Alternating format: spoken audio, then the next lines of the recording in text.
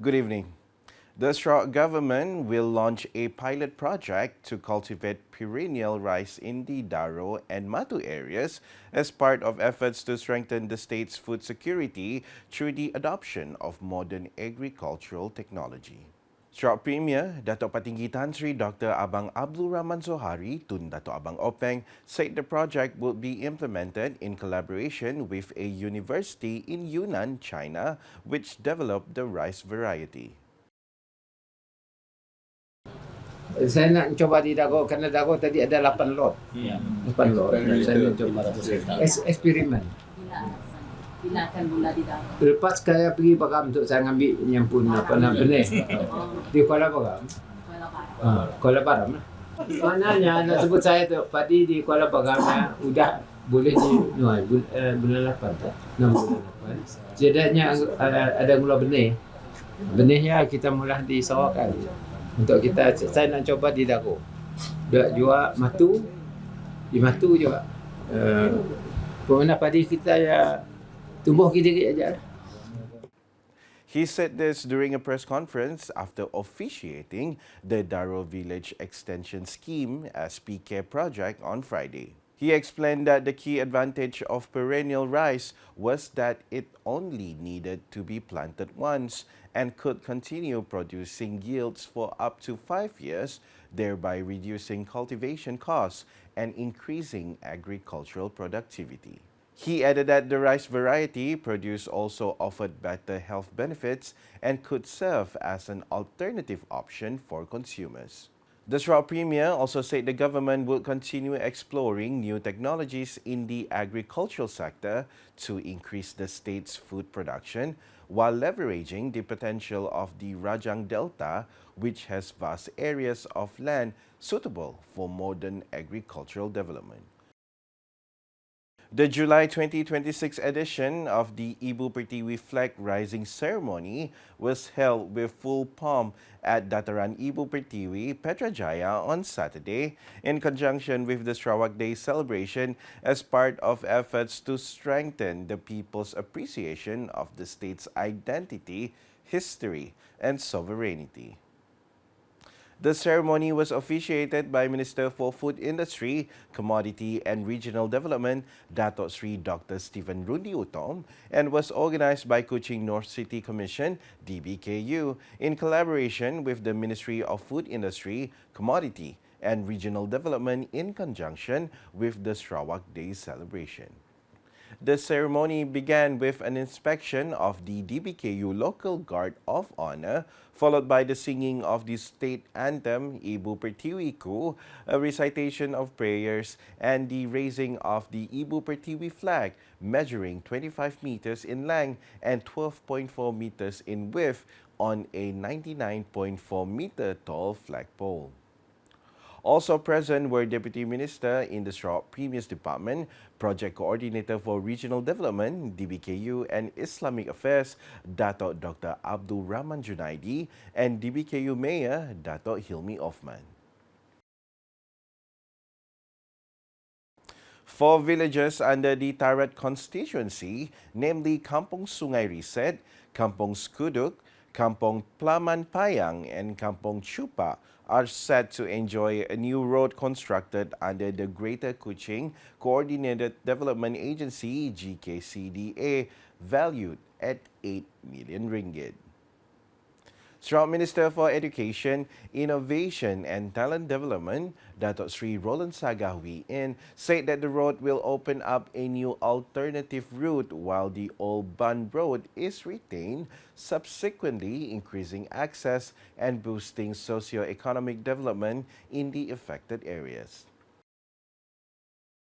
Then this project will cost 8 million and expected to be completed within 1 year because this area is relatively flat area. Earlier than this, they have a road, but that is what they call Jalan Ban. That was built by the TID before. This is one of the projects under GKCDA to improve the roads to the kampong within N20 Tarat. He said this when met by reporters after performing the groundbreaking ceremony for the new alternative road construction for Kampong Sungai Riset, Kampong Skuduk, Kampong Plaman Payang, and Kampong Chupak here on Friday. It is understood that the construction of the road will span a distance of 3.4 kilometers. The Tarat Assemblyman further explained that the construction of the road is also expected to open up more economic opportunities for the local residents, particularly in the tourism sector and community-based activities. The 600,660 ringgit upgrading project for the pending Jetty at Seberang Kampung Muhiba is now in its final stage of construction, with physical progress exceeding 90% and expected to be completed on schedule by 24th August. Minister for Women, Family and Community Development, who is also Member of Parliament for Santubong, Datuk Sri Nancy Shukri, said the project, which began in February, has only the construction of 2 jetty spans and the installation of stairs remaining before it is fully completed. Jadi kita mengharapkan it can be completed on time because nya nampak macam close to it, tinggal jangan aja ada cuaca yang boleh menghalang nya dipercepatkan lah untuk siap, because there's another about 12 meters or 13 meters like that, tinggal lah ada 2 bay katanya, ada tangga lagi. So with the hope that with the weather is good and the nya pun water level juga, it depends with the water level, jadi insyaAllah dia boleh siap on time or maybe sikit sekejap masa dia ambil lagi. He said this when met by the media after making a working visit to the pending Jetty project site here on Saturday. Datuk Sri Nancy said the project, which is being carried out by the Sarawak Rivers Board, LSS, aims to replace the old jetty that collapsed on 5th September 2023, thereby providing a safer and more comfortable facility for residents who depend on river transport. She explained that the facility will make it easier for residents to use the river route as a main link to their workplaces, schools, and daily errands, while also reducing dependence on longer land routes. Sarawak Deputy Minister in the Premier's Department, Corporate Affairs, Information and UKAS, Datuk Abdullah Saidul, alongside his partner Azri Saidul, emerged as champions in the men's doubles category of the UKAS Closed Doubles Pickleball Tournament held in conjunction with National Journalists Day Hawana and the Sarawak Media Conference as SMAC 2026, thereby fostering a healthy lifestyle culture, sportsmanship, and tightening bonds among the staff of the Sarawak Public Communication Unit, UKAS.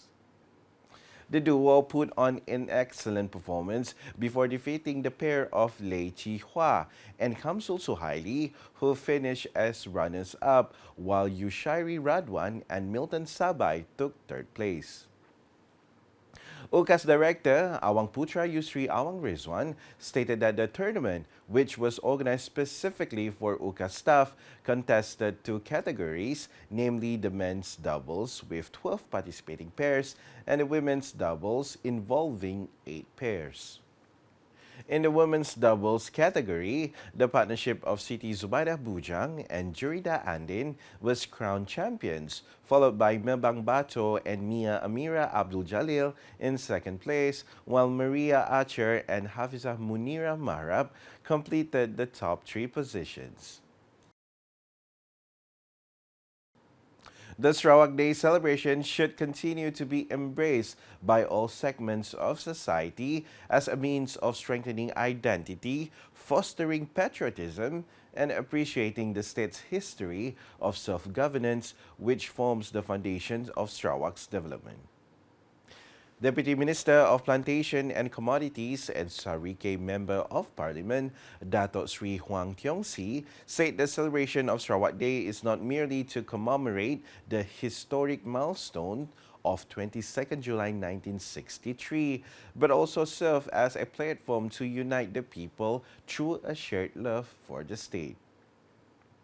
He said this when speaking at the Semarak Hari Sarawak 2026 motorcycle convoy organized by the Sarawak Public Communication Unit UKAS Sarike Division at the N45 Repog Service Centre on Saturday. Datuk Sri Huang said the motorcycle convoy was one of the effective approaches to enliven the Sarawak Day celebration while conveying messages of unity and pride in the state's identity to the community.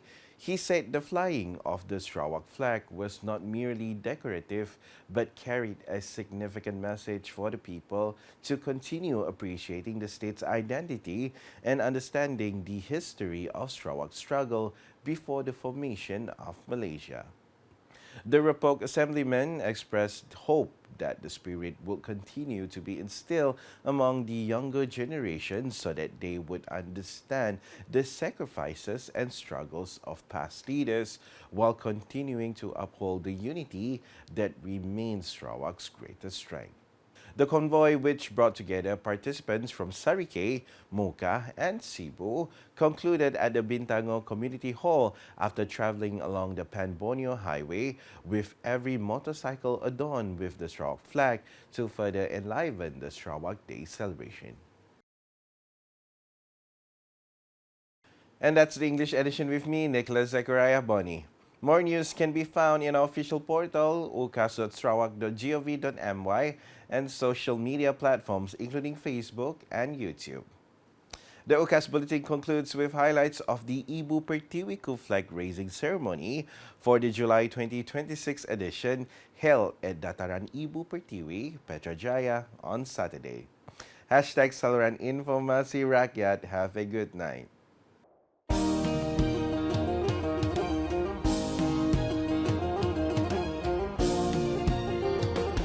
Sarawakku sayangku, kebanggaanku selalu, aman makmur selamanya Sarawakku.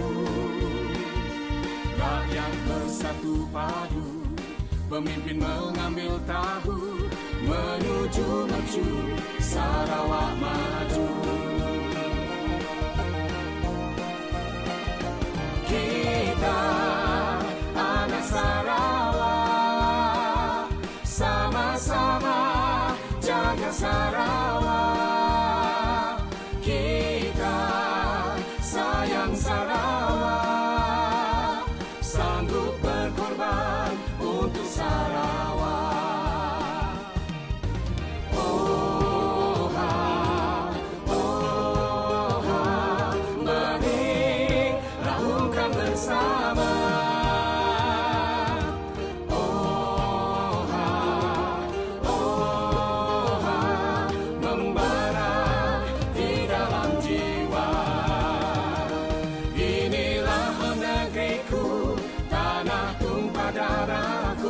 Sama-sama kita jaga Sarawak.